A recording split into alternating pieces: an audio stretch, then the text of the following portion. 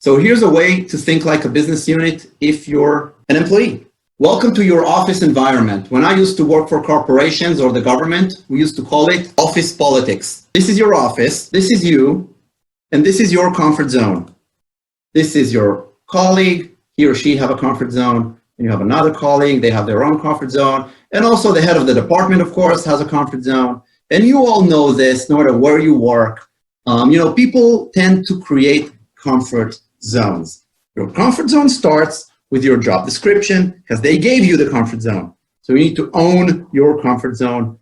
Usually after 1 year in your work, in your position, you get pretty comfortable in that zone, so it becomes a comfort zone. You control, the position. You learned it after a year. You get to the stable point, you're in the plateau. Great. Here's rule number one. It's a physical rule. It's physics about comfort zones. Comfort zones repel each other. It's like two electrons. It's the same charge. They repel each other. They never touch.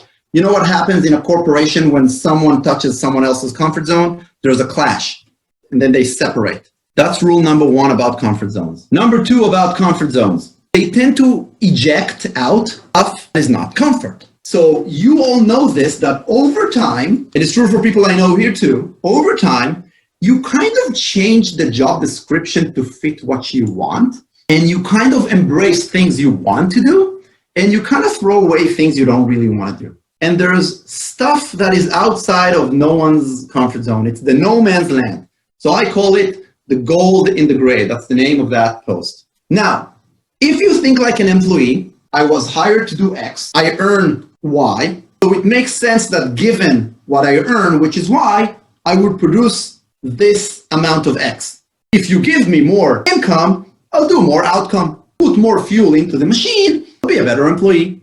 That's how most employees think. Most people, how do they try to get promoted? They try to get the job faster. Hi boss, what do I need to do? Check, check, check, okay. Check, check, check, check, check. And they try to do it faster and more efficient. And then they ask for promotion. Who here thinks that there's a problem with that kind of thinking? Let me ask you a question. Let's say you need a lawyer, and you need a lawyer to write a contract for you, and you need it for next month. There are two lawyers. Lawyer number one does it in 3 weeks. They charge 100. Another lawyer can do it in 3 days. They charge 300. Which lawyer would you take? Saving time adds no value to you, the customer, right? Why should you pay 3 times more if you need it for next month anyhow? But let's think of employees.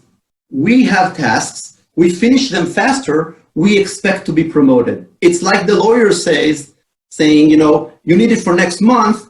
I did it faster, pay me more. I wouldn't pay more. So doing things faster and expect a promotion would be equivalent to, in this analogy, spinning faster inside your comfort zone. Now, here's the big opportunity for employees the day after Corona. Even if everyone's going to go back to work, it's going to be a new reality. Look outside the gray. There are a lot of tasks and responsibilities people never wanted to do.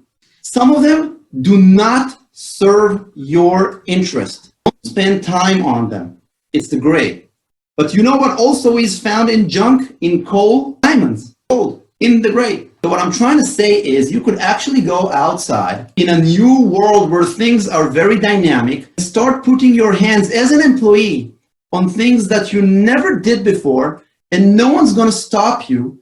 And what will happen over time, it will become part of your comfort zone. So you start doing more things that serve your interest as an employee, given where you want to promote in the company. You come to your boss 3 months later, you come to your boss in January and you told them, listen, I am producing more. I'm not only working more, I'm producing more.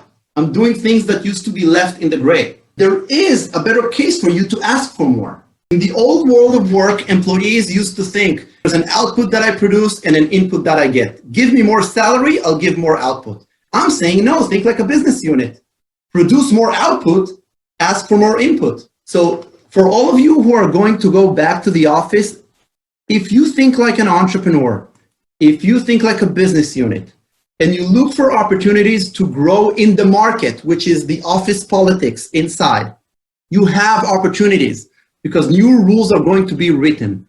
Positions are going to be renamed.